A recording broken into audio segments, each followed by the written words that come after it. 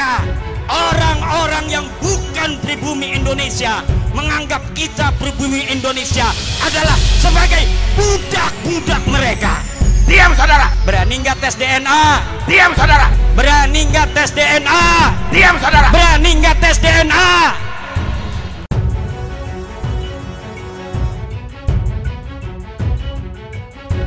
Assalamualaikum warahmatullahi wabarakatuh. Saudaraku yang dirahmati Allah. Dukungan untuk Kiai Imaduddin dan semua yang telah berjuang meluruskan berbagai penyimpangan yang dilakukan para Khabib Ba'alwi keturunan imigran Yaman, semakin hari semakin meluas dari berbagai lapisan masyarakat.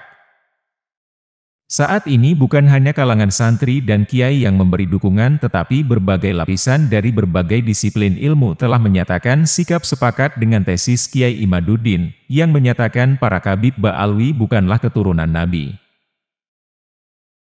Hal ini tentunya berkat perjuangan tak kenal lelah dari kita semua yang selalu menyuarakan tesis Kiai Imaduddin yang didasarkan pada data-data valid, serta bukti-bukti lain baik dari sejarah, filologi, dan uji DNA. Semua menyatakan hal yang sama. Semua menyimpulkan jika mustahil para Khabib Ba'alwi Yaman adalah keturunan Nabi. Apalagi jika melihat akhlaknya yang jauh dari akhlak Nabi. Hal ini membuat semakin banyak orang yakin pada kajian yang dilakukan Kiai Imaduddin Utsman. Pengakuan mereka sebagai keturunan Nabi yang dimanfaatkan untuk berbagai kepentingan yang menguntungkan kelompok mereka, membuat banyak orang terbuka hati dan pikirannya, jika selama ini telah tertipu dengan pengakuan para Khabib. Ditambah fakta-fakta misalnya pembelokan sejarah Indonesia, pembegalan kuburan, penghinaan kepada kiai-kiai pribumi, dan tindakan-tindakan lain yang tak bisa terus didiamkan. Dari sekian banyak fakta-fakta inilah akhirnya banyak kalangan tergugah untuk ikut bersuara meluruskan berbagai pembelokan yang dilakukan Khabib Ba'alwi. Profesor Mahfud MD bersuara lantang menyatakan jika Khabib Ba'alwi bukanlah keturunan Nabi, beliau juga tak terima dengan berbagai klaim dan pembelokan sejarah Indonesia. Lebih jelasnya mari kita simak video pembicaraan Profesor Mahfud MD bersama Kiai Syarif Rahmat. Assalamualaikum warahmatullahi wabarakatuh. Alhamdulillah wassalatu wassalamu ala Rasulillah wa ala alihi wa ashabihi wa man tabi'ahu wa wala, amma ba'du. Para pemirsa pada Suka TV dimanapun Anda berada, alhamdulillah pada malam hari ini saya dapat silaturahim di kediaman siapa lagi kalau bukan pakar hukum Indonesia, Profesor Dr. Mahfud MD. Alhamdulillah dalam keletihan beliau masih berkenan menerima kunjungan kami bersama teman-teman. Mudah-mudahan kita doakan ya beliau senantiasa sehat walafiat dan terus bisa memberikan bimbingan dan tuntunan kepada anak-anak bangsa. Baik, kita sapa saja. Assalamualaikum Prof. Waalaikumsalam Kiai. Sehat Gih? Alhamdulillah pengistinipun. Kita ingin bincang-bincang Prof tentang yang sedang ramai hari ini, karena kebetulan kemarin begitu muncul ada surat cinta dari seorang Profesor Dr. Mahfud MD. Ini jagat Indonesia work Fatazat Indonesia. Jadi mungkin kita akan bincang-bincang tidak terlalu banyak lah karena beliau juga harus istirahat. Tapi intinya kan begini saja. Apa sih sebetulnya yang melatar belakangi Profesor berkirim surat cinta via Raden Haji Omah Irama yang dibawa oleh Gus Islah Barawi itu? Yang pertama kali masalah nasionalisme saya ya, rasa kebanggaan saya terhadap Indonesia itu ternodai oleh sikap-sikap beberapa habaib. Tidak semua habaib, saya punya banyak teman habaib juga yang sampai sekarang masih silaturahim. Tapi ada beberapa habaib yang membuat hal-hal yang bagi saya menodai kemuliaan leluhur saya juga. Saya harus anggap leluhur saya bangsa Indonesia itu mulia, tidak kalah mulianya dengan habaib. Dan ini yang mendirikan Indonesia. Nah, rasa kebangsaan saya itu ternodai ketika muncul ya berita-berita yang terakhir ini. saya ingin katakan dulu Kiai ya, bahwa bagi saya sendiri, berdasar histori masuknya habaib yang baik yang masuk baru abad ke 19 maupun yang masuk sebelumnya, bagi saya sendiri apakah mereka itu turunan Nabi atau tidak, itu bagi saya enggak terlalu penting ya. Ba'lawi kalau bagi saya bukan gitu ya, bukan turunan Nabi karena dari filologi jelas ya, kemudian dari historik jelas, kemudian juga DNA yang terakhir itu yang sudah ini. Jadi saya tidak percaya. Tetapi bagi mereka yang percaya bahwa mereka itu turunan Nabi, ya silakan aja. Saya tidak keberatan. Saya tidak percaya, tapi bagi mereka yang percaya silahkan. Kan sama aja orang ngaku turunan Menak Jinggo, turunan Ken Arok gitu. Saya tidak keberatan gitu. Memang kenapa kalau turunan? Bagi saya tidak ada urusan. Tetapi yang saya kemudian tersinggung dari itu ketika peran ulama-ulama Indonesia dan para pejuang Indonesia itu diremehkan. Misalnya cerita bahwa proklamasi kemerdekaan Mei 17 Agustus itu karena bisikan Habib tertentu kepada Bung Karno, itu kan tidak pernah ada dalam cerita itu. Semua yang menulis selama ini, Bung Karno pulang dari Dalat, dijanjikan kemerdekaan, lalu terjadi sini tarik-menarik antara pejuang. Yang satu ingin merdeka secepatnya, yang satu menunda sesuai dengan persetujuan Jepang. Sampai Bung Karno diculik. Tanggal 16 itu diculik, nggak ketemu Habib. Diculik oleh pemuda itu, nggak ketemu Habib siapa, diculik, dibawa ke Rengas Dengklok. Pokoknya merdeka sekarang, kata Bung Karno ntar dulu, gitu. Akhirnya sesudah itu malamnya rapat di rumah Laksamana Maeda. Laksamana Maeda itu adalah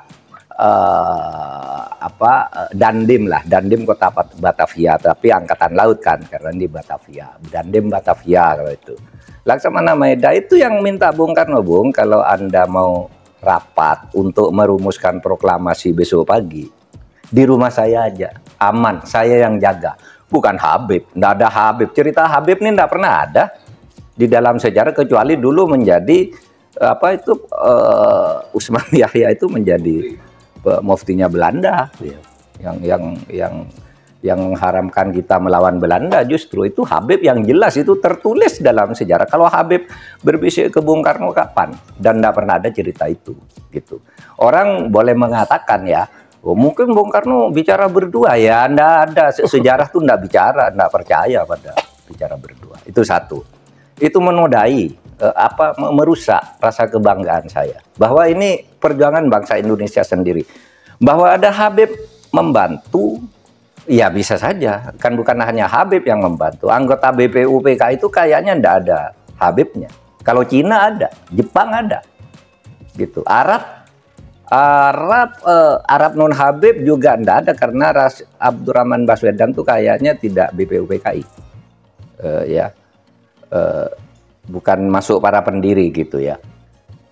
Nah kok sekarang lalu Habib, lalu para pejuang dihabibkan semua kan, Diponegoro, siapa lagi, Imam Bonjol. Wah itu kebanggaan orang Jawa loh, Diponegoro itu. Lalu dihabibkan. Habib dari mana?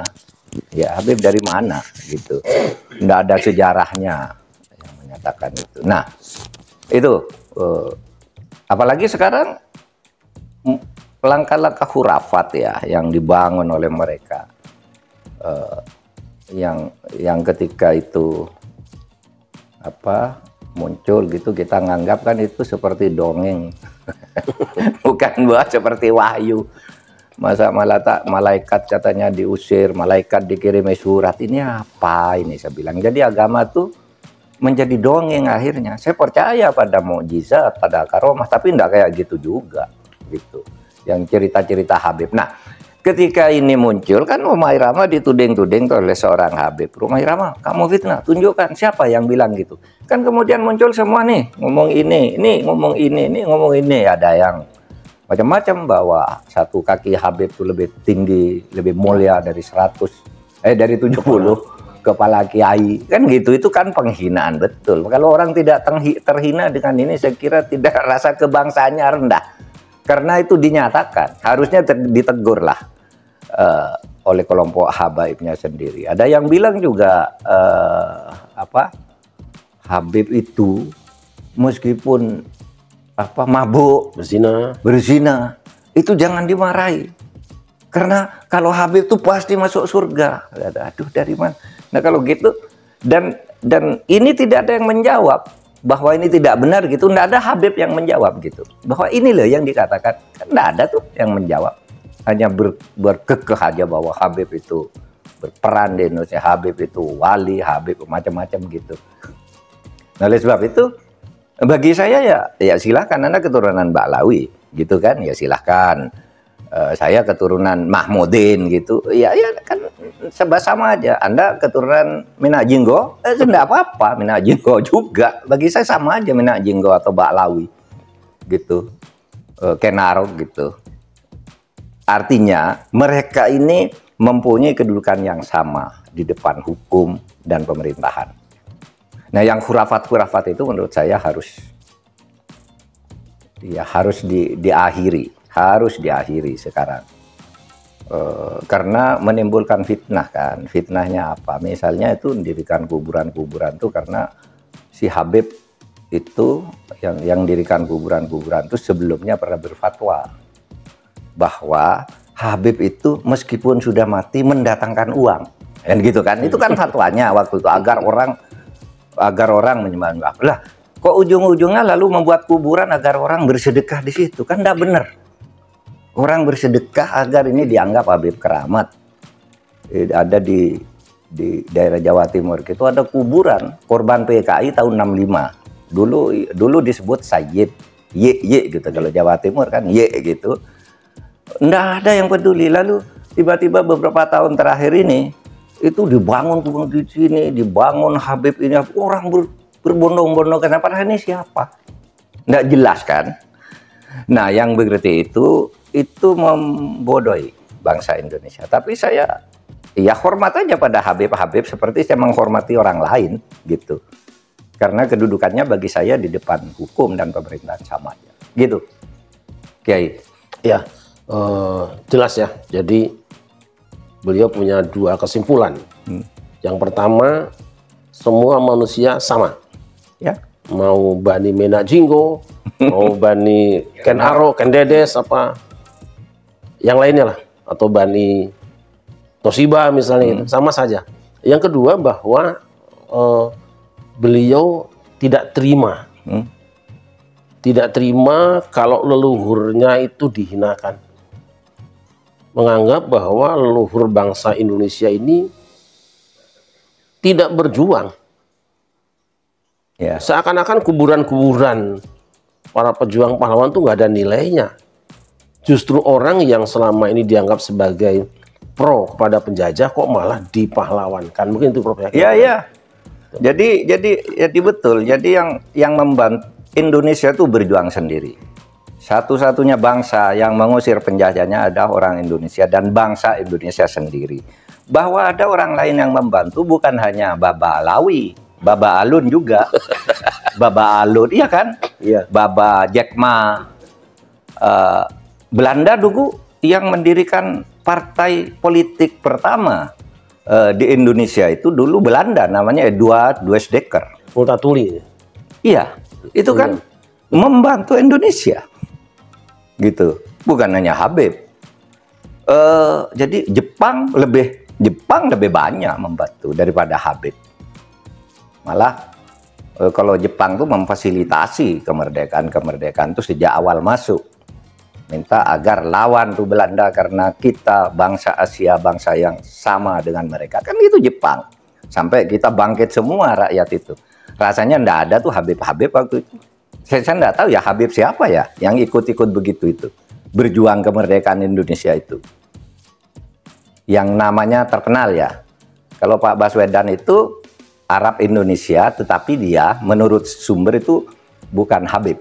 Baswedan tuh bukan Habib, bukan Ba'lawi, maksud saya. Itu yang apa yang saya ketahui. Tapi mari kita bersatulah sebagai bangsa, jangan membuat kasta-kasta di dalam keberagaman. Yang satu lebih mulia, yang satu berhak masuk surga, yang satu masuk neraka, itu tidak boleh begitu. Dalam keberagaman itu sama di depan Allah, takwanya aja.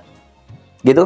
Ya, ketika mencuat masalah ini, Prof, masalah pembahasan nasab dan pengungkapan pemalsuan kuburan, termasuk juga pemalsuan sejarah kemerdekaan, pemalsuan berdirinya NU, pemalsuan Jatman, dan sebagainya. Muncul ada statement dari orang-orang tertentu yang mengatakan bahwa ini kan berarti membeda-bedakan antara yang satu dengan yang lain. Kita sama-sama pribumi gitu loh. Kenapa harus ada dikotomi? Tapi kalau kita lihat memang siapa sih yang memulai memisahkan diri dari istilah keindonesiaan dengan menyebutkan daerah-daerah asalnya kan? Nah, tanggapan Profesor gimana? Enggak, kalau identitas kesukuan di Indonesia itu sudah lama, tetapi tidak pernah ada statement bahwa satu suku misalnya Jawa lebih mulia dari Melayu, Melayu lebih mulia dari Batak, enggak ada waktu itu. Ini kan baru-baru saja ini. Lalu dimasukkan dengan cara keagamaan bahwa Habib itu lebih mulia. Silahkan bagi yang percaya, karena yang tidak percaya itu punya dalil keagamaan yang kuat juga, bahwa orang yang di depan Allah itu hanya takwanya, bahwa siapapun kalau bersalah ya dihukum, kan begitu. Itu dalilnya. Jadi lalu kalau Habib lalu tidak dihukum, Habib tidak dosa, itu kata siapa? Saya ini tidak tahu ya sejak kapan munculnya Habib ini sebagai kelas sosial yang tinggi gitu ya. Dulu waktu saya kecil Habib tuh ya biasa aja, jual minyak nyong-nyong, jual buku Ratib Hadad gitu, buku-buku dijajakan ke rumah lalu kita kasih makan. Itu Habib dulu. Saya tidak tahu kapan kemudian Habib dianggap orang ini. Saya kira kalau peristiwa politiknya saya menandai itu sejak zaman reformasi. Sebelum reformasi itu Habib ya sama aja dengan orang lain gitu. Kok tiba-tiba sesudah reformasi muncul satu kelas tertentu, yang kemudian melunjak-lunjak terus. Aduh, saya bilang bangsa Indonesia ini ya mulia juga, dan itu sebabnya saya mau bicara di sudut sejarah perjuangan bangsa, dari sudut politik dan dari sudut konstitusi aja. Akidahnya saya ikutlah dengan Ahlus Sunnah wal Jamaah gitu, yang juga bermacam-macam. Saya ikut, saya tidak akan berdebat soal itunya karena sudah saya punya akidah juga yang sudah saya yakini sebagai orang Ahlus Sunnah wal Jamaah. Gitu aja. Nah, terus kaitannya dengan semakin berkepanjangannya konflik masalah nasab itu ya, Prof. Mungkin punya pandangan lembaga mana atau institusi mana yang punya dalam tanda petik kewajiban ya, baik secara moral maupun secara konstitusi untuk mungkin menuntaskan masalah ini supaya cepat tuntas, karena bagaimanapun juga sekarang sudah menjadi isu yang bahkan menginternasional dan menimbulkan konflik horizontal di antara warga kita. Apa yang harus dilakukan dan oleh siapa gitu? Kalau itu sebenarnya yang paling berperan ya tokoh-tokoh masyarakat sendiri. Tetapi sebenarnya kalau di dalam konvensi PBB itu memang konvensi tentang hak asasi manusia itu tidak boleh lah ada diskriminasi, ada tindakan-tindakan yang membedakan kelompok masyarakat. Pria, wanita, warna kulit, agama, Habib bukan habaib itu harus dianggap sama. Itu konstitusi internasional, konvensi PBB yang kemudian diakui juga di dalam tata hukum kita. Nah, oleh sebab itu kalau sifatnya hubungan sosial, supaya tokoh-tokoh masyarakat ya seperti Kiai Syarif sudah lakukan, semua harus berteriak dalam hubungan sosial. Tapi kalau sudah mengarah ke kriminal, melakukan diskriminasi dan orang yang didiskriminasi tidak terima, itu bisa mengadukan ke pengadilan. Bisa. Itu pelanggaran, itu tindakan melanggar hukum. Menganggap satu ras, satu suku lebih rendah dari kelompok lain. Nah, tapi jangan sampai ke situ lah ya, jangan sampai ke situ. Tapi hukum ya bisa saja, apalagi kemudian ada komersialisasi gitu ya. pengumpulan uang dari kuburan-kuburan yang tidak pernah dipertanggungjawabkan sampai berpeti-peti konon ya, meskipun itu, tapi mungkin juga loh uang banyak itu, karena kalau orang Indonesia datang ke kuburan-kuburan yang dianggap keramat itu kan ada, kadangkala ada yang mungut, kadangkala juga ada amplop di situ dimasukkan kotak gitu. Ya saya sering juga ke kuburan Wali Songo, ke kuburan apa, kalau ada kotak gitu kan masukkan gitu. Tidak selalu bernilai recehan, itu bisa uang besar juga. Kalau orang kota-kota datang ke situ punya keyakinan menghormati leluhurnya gitu, atau dianggap karena tidak tahu menganggap bahwa ini waliullah, dikasihkan uang ke situ, yang bertanggung jawabkan itu siapa? Gitu kan?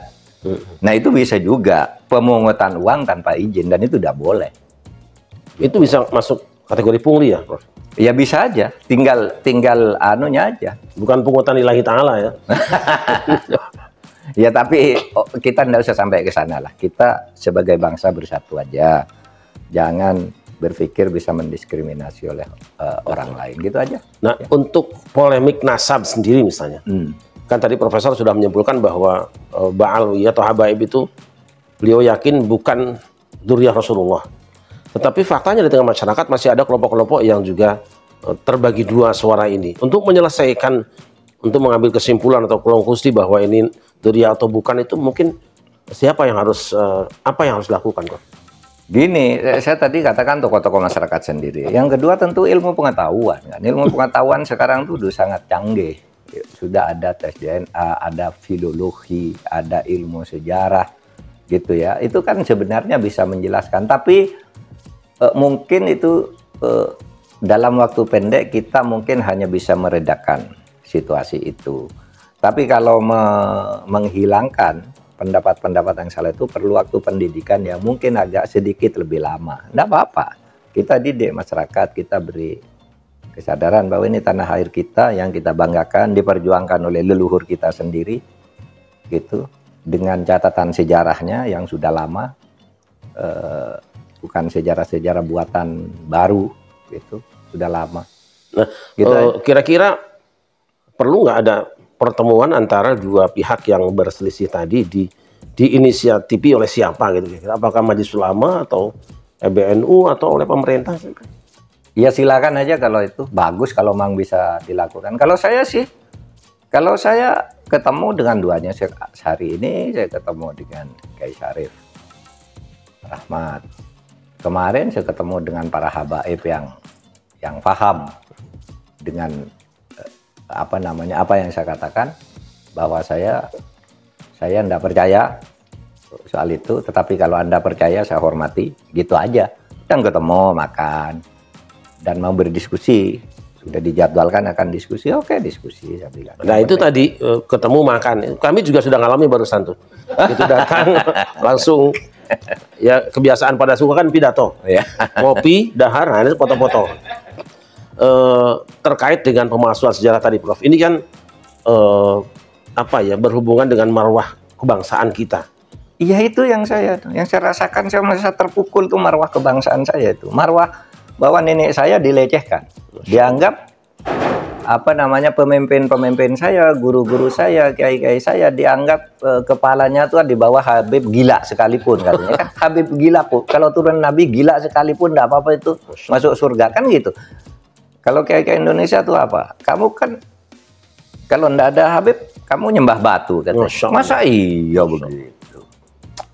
Sejarahnya ya bahwa Islam datang dari sana iya, tapi tidak bisa lalu diklaim oleh orang yang menamakan diri Balawi, karena sumbernya banyak di Indonesia. Banyak orang kita juga yang belajar Islam langsung ke sana, iya kan? Bahkan ada Cheng Ho juga. Ya, ada Cheng Ho. Iya kan? Saya sering mengingatkan teman-teman bahwa ada juga dari Trah Cina atau Tionghoa yang ikut berdakwah di Indonesia seperti Raden Fatah kan itu. Ya, Raden Fatah. Itu Cina, keturunan Cina. Itu fakta lah ya. Iya. Nah, tapi masalahnya kan gini, Prof, sekarang itu kaitan dengan tadi ya, pemalsuan sejarah bahkan sudah ada di buku-buku toh. Bayangkan anak-anak sekolah sudah diajari buku-buku yang sejarahnya itu palsu. Kira-kira bisa nggak? Karena kan pelakunya itu sudah diketahui. si apa ya sutradaranya, pembuat naskahnya itu sudah diketahui, si pembuat kuburan palsu, pembuat sejarah palsu, memasukkan sejarah Datman, sejarah NU yang diputarbalikkan, itu kan diketahui lah kelompok dan orang mana. Bisakah itu hal ini dibawa ke ranah hukum? Ada dua. Kalau sejarah itu betul-betul ditulis sejarah berdasar fakta dan analisis ilmu sejarah, itu tidak bisa ditentukan mana yang benar dan salah. Biar terus ilmu berkembang, saling berdebat, saling membuktikan sejarah. Kalau itu sejarah. Tapi kalau itu buatan, sengaja memalsu, itu melanggar Undang-Undang Nomor 1 Tahun 1946. Apa itu? Membuat kebohongan berdasar ras, suku, dan macam-macam gitu. Itu kan ada Undang-Undang Nomor 1 46 lah itu. Ancamannya berat lah itu. Kalau pidana, berarti pidana ya? Iya, pidana. Undang-Undang Nomor 1 46 itu tindak pidana. Tindak pidana peraturan tindak pidana Indonesia gitu anunya. Dan sekarang masih berlaku. Dan banyak yang jadi korban gitu. Bisa orang buat sejarah sengaja memalsukan, kalau sengaja memalsukan. Tapi kalau ada dasarnya, metodologinya, hanya bisa dilawan dengan metodologi yang sama, kan gitu. Ya, itu. Makanya kemarin waktu saya Menko Polhukam itu kan ada yang minta agar pemerintah menulis ulang sejarah Indonesia. Persis, saya setuju betul. Saya bilang, tulis ulang sejarah Indonesia, yang nulis siapa? Nanti ganti pemerintah disalahkan. Versi lagi. Disalahkan lagi kan? Orde Baru sudah nulis sejarah, katanya salah. Diperbaiki, bilang lagi itu salah. Lah sudah, kembalikan ke ilmu saja. Nanti kan masyarakat akan dewasa makin lama itu. Nah itu kan dalam kasus-kasus yang mungkin mukhtalaf fih ya. Iya. Kalau yang mujma' alaih misalnya atau muttafaqun alaih ya, seperti proses kemerdekaan. Kemudian ada cerita baru. Ini kan jelas bukan mukhtalaf fih, bukan sesuatu yang diperselisihkan. Atau katakanlah bahwa ini sudah pasti NU berdirinya seperti ini, Datman berdirinya seperti ini, saksinya, lalu ada orang yang membuat cerita tersendiri yang sama sekali tidak punya landasan historis. Nah itu kan berarti pelanggaran ya. Apakah ada jalan untuk itu pelanggaran kaidah keilmuan kan, ilmu sejarah namanya. Bisa dibawa ke ranah hukum ya. Ini kan negara ya. Kalau mereka mengatakan sejarah lalu tidak ada tindak pidananya. Tetapi kalau sengaja memalsukan sejarah itu namanya berita bohong. Tidak boleh. Ada pasalnya ya? Ada pasalnya, banyak kalau itu pasalnya. Bisa macam-macam. Gitu. Tapi mungkin kita tidak perlu ke sana lah. Mari kita hormatilah habaib ini seperti kita menghormati nenek-nenek kita juga. Bagi saya sama aja, orang Jawa atau orang Balawi atau Baba Alun, Baba Jekma, Baba siapa gitu, sama aja lah. Enggak ada urusan dengan itu. Itu perintah Tuhan kan begitu. Sabda Nabi juga begitu. Al-Quran juga katakan sama aja. Setiap orang dalilnya lebih banyak justru yang bicara dengan yang aneh-aneh itu. Itu selesai ya. Baik pemirsa sekalian, sampai subuh insya Allah kita kuat bicara dengan beliau. Karena yang keluar selalu baru dan enak juga disampaikan dengan irama merdu gitu loh ya. Jadi memang karena kalau ahlinya masakan apapun jadi enak. Daging kalau serahkan bukan ahli masak tidak akan enak. Tapi kalau hukum yang bicara ahlinya kita kuat berapa jam pun. Tapi insya Allah yang beliau sampaikan malam ini itu sudah galihnya, kalau Jawa galihnya ya sudah intannya yang mahal. Jadi saya akan minta beliau untuk memberikan closing statement sebagai penutup perbincangan kita malam hari ini. Monggo. Saya menyatakan bahwa bangsa Indonesia ini atas hasil perjuangan pribumi rakyat Indonesia, bahwa ada orang luar membantu itu iya.